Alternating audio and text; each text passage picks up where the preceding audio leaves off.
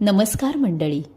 दादासाहेब फाळके यांनी निर्माण केलेल्या अयोध्येचा राजानं बोलपटाची मुहूर्तमेढ रोवली आणि त्यानंतर मराठी चित्रसृष्टीमध्ये भालजी पेंढारकर, व्ही शांताराम, दादा कोंडके, जब्बार पटेल, सचिन पिळगावकर यांनी उत्तमोत्तम चित्रपट दिले आणि त्यात गदिमा, बाबूजी, जगदीश खेबुडकर, हृदयनाथ मंगेशकर, श्रीनिवास खळे यांच्यापासून ते अगदी अजय अतुल अशा प्रतिभावान संगीतकार आणि गीतकारांनी अमूल्य असे सांगीतिक योगदान देऊन अजरामर गाणी पुढच्या अनेक पिढ्यांना देऊ केली.